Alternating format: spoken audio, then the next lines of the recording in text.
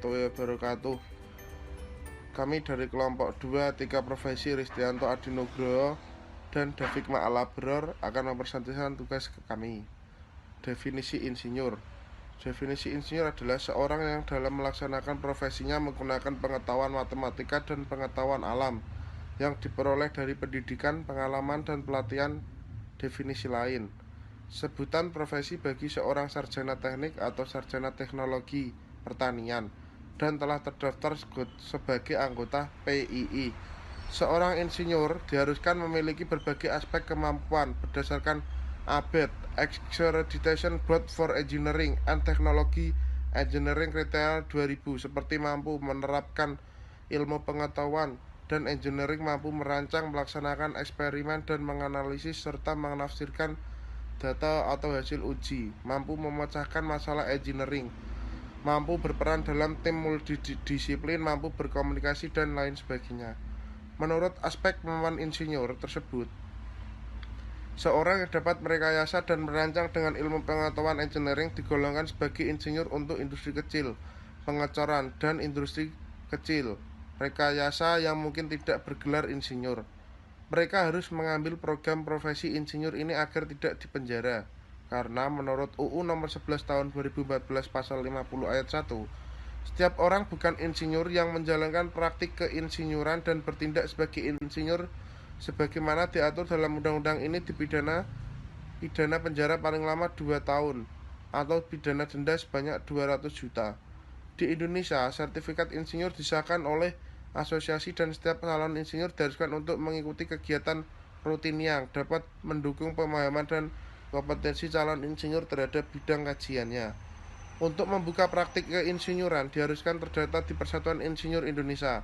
Dan setelah kita menjadi anggota Persatuan Insinyur Indonesia, diwajibkan melakukan pembayaran iuran anggota serta memberikan sumbangan dana lainnya seperti yang dicetuskan pada pasal 43 ayat 1 UU nomor 11 tahun 2014 pasal 43 ayat 1, yaitu pendanaan PII bersumber dari A. iuran anggota dan B. sumber pendanaan lain yang sah menurut ketentuan peraturan perundang-undangan.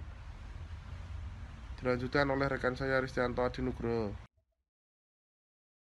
Accreditation Board for Engineering and Technology (ABET) sendiri secara spesifik memberikan persyaratan akreditasi yang menyatakan bahwa setiap mahasiswa teknik engineering harus mengerti betul karakteristik etika profesi, keinsinyuran, dan penerapannya dengan persyaratan ABET.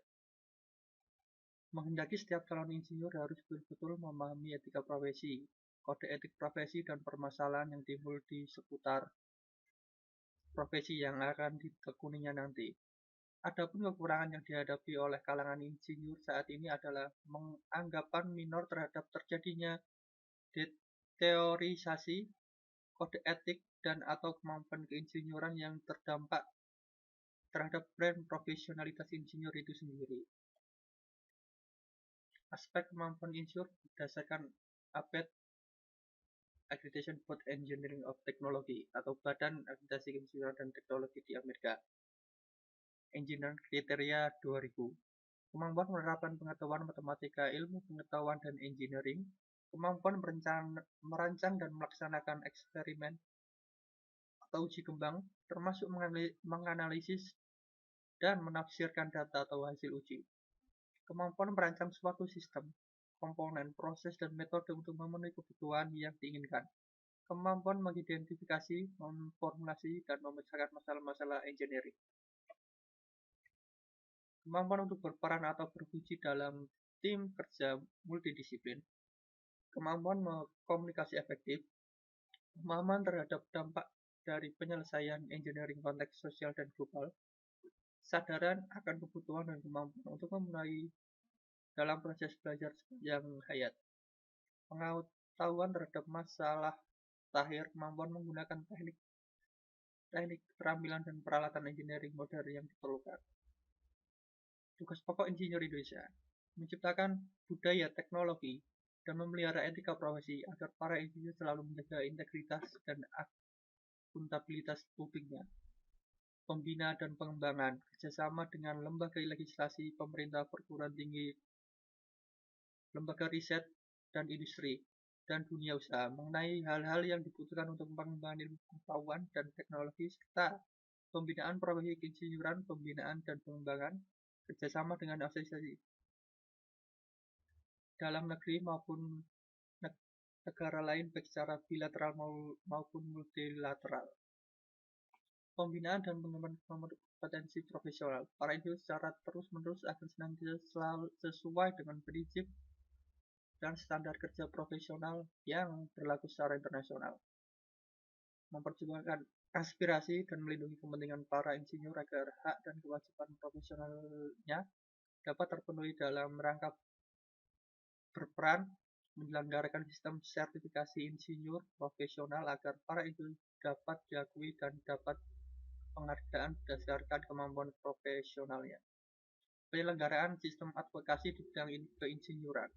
Melaksanakan sistem sertifikasi insinyur profesional atau SSIP. Penerapan. Pelaksanaan pedoman kode etik profesi seharusnya diimbangi dengan pemuatan sanksi hukum tertulis terhadap pelanggaran poin kode etik tersebut. Pelanggaran kode etik dapat saja terjadi untuk profesi apapun dan sanksi hukum untuk setiap profesi apapun. Pelanggaran dalam kode etik profesi dapat berupa pelanggaran terhadap perbuatan yang tidak mencerminkan respek terhadap nilai yang seharusnya dijunjung tinggi oleh profesi atau pelanggaran perbuatan pelayan jasa profesi yang kurang mencerminkan kualitas keahlian yang kurang dapat dipertanggungjawabkan.